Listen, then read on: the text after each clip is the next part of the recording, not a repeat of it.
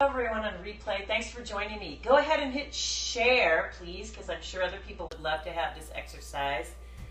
And of course, please hold your questions till the very end because I can't see them right now. So I'm going to come over to the camera in a few minutes and take a look at your questions and answer them. So welcome, first of all. I'm Alexandra. And I thought I'd show you today, let's say you've already made your smoothie, which I've got in the blender. You've already gotten dressed. And then you think, you know what? Even though I'm already dressed and rolling, I want to get some workout in, a little bit of workout. I want to work my abs. Countertop. I have bare feet, but you could have your shoes on. The benefit to bare feet is so you know to put your feet like this or like this, as opposed to curling up your toes like this. So go ahead and do bare feet or shoes as you prefer. So you start with both hands here at the countertop.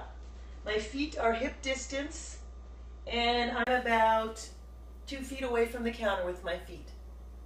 So I'm going to drop down to the counter and then tighten up wherever my belt touches and push away. So anywhere my belt touches, so you don't want to tighten up just like here going, like this, because what happens is people roll forward. You want to just tighten your belt like this so that everything around the core, so not just the rectus abdominis, the obliques, but also the erector spinae here, everything around tightens up to support that spine. And again, press down, push away. It's not that hard, and here's how you make it a little bit more challenging if you say, oh, it's really actually quite easy. First of all, if you were going to do it as a push-up, your hands would be nice and wide, and you'd come at the chest and push away and emphasize this area. So if you feel this area emphasize more, put the hands more to shoulder and consciously tighten that belt. So tighten anywhere that your belt would touch, just as you push away. So you come here, just as you push away, think instead of this, tighten up, push back. And there's another way to make it even harder, because I always have modifications. Will you show my leg for a second? Take one leg up, one leg behind you. Drop down, push away. Drop down, push away. And of course, I'm all about symmetry, so I want to do the other leg. Drop down, push away. I'm going to show you a common error, especially with the one leg. A common error is people do this and push away, and then they say, but I don't feel anything. Well, that's because you bent at the waist. So you're actually going to bend where your feet hit the floor. So that's the fulcrum. The point of movement, is down there below my feet. So you'll notice when I'm here, I'm one long line. And if I have the leg up, I still stay one long line to the standing leg. So if you find yourself doing this, just straighten back up, head, hips, heel. So the 3 H's, one long line. And that's your morning stand. Don't hit stop yet because I'm going to answer questions. So that's your morning standing abs move when you're already dressed and don't really want to sweat. So hold on one second. I'm going to grab this and I'm going to flip it around. Oh, thank you. The first thing I see is a lovely little heart. Do you have any questions for me? Any questions, comments? Anything I can help you with regarding abs? Good morning. Hey, good morning.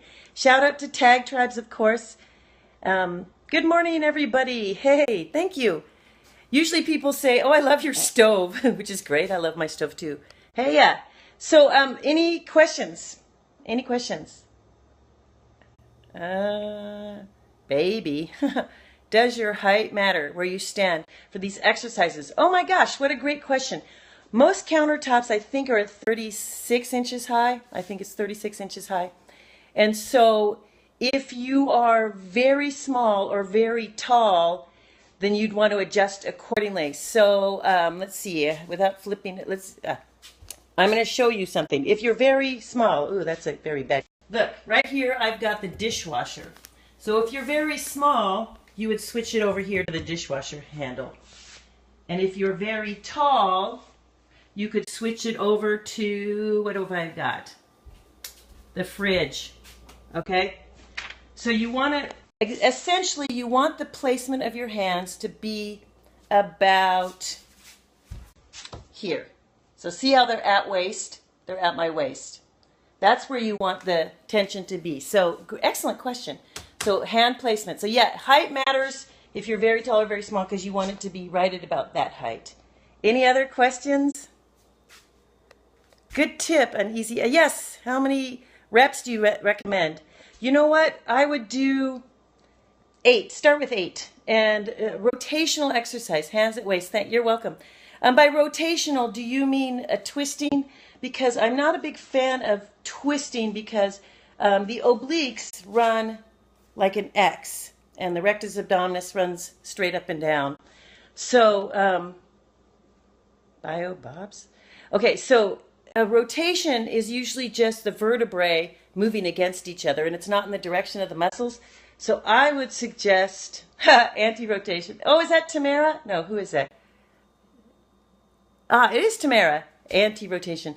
You know what? I showed one that's on my catch and on YouTube where we do obliques seated and you pull back. So let me show that one next time. Yes, it's you. Yay. Hey, Tamara. So let me show what you're defining. If it's Tamara and you're asking rotation, then I know you know what's what. So that means you're asking for one for obliques, I think. So I'm going to refer back to a couple that I did on catch seated, and then I'll do one for next time. How's that? Anti-rotation and rotation. That's what's coming up on my next view. So I'll see you in a couple days for those, but I'll see you later today for a travel one. Thanks for everyone joining me. See you later.